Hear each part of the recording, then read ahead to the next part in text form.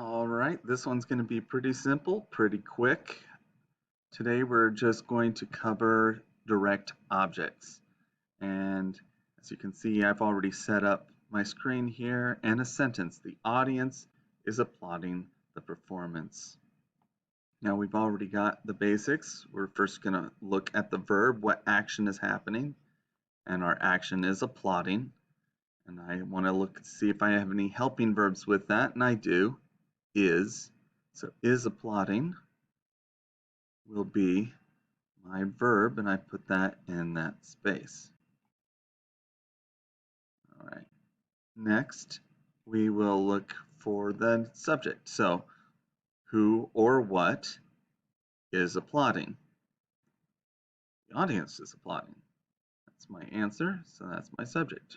And I'll put that in the subject space.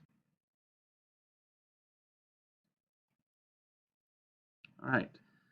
Next, now I have something new. I have another noun over here, performance. What do I do with that? I haven't covered that yet, so I'm going to add a little detail here. In order to find an object, and that's a direct object of a sentence, you need to ask the question verb plus whom or what. So it's basically the subject question in reverse, where you have the subject, who or what, plus the verb. You find the subject, verb plus whom or what will find you the object. So the audience is applauding, that's my verb, is applauding whom? So let's try the other. The audience is applauding what? Oh, they're applauding the performance. So I know that's my object. So I'll separate my object from my verb with just a single vertical line that comes down to the base. It is different than the line that separates the subject and the verb. So make sure you don't go past the base when you're separating the object and the verb. And I put my direct object there, performance. And then I can go back and ask my adjective questions. Which audience was it? It's the audience. And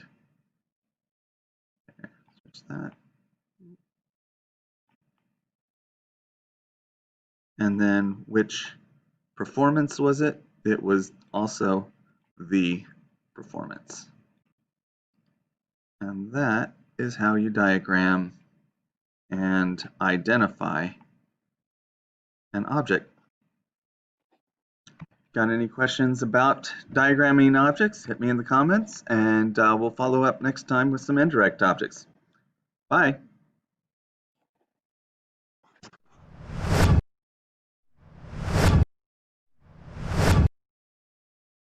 Where's my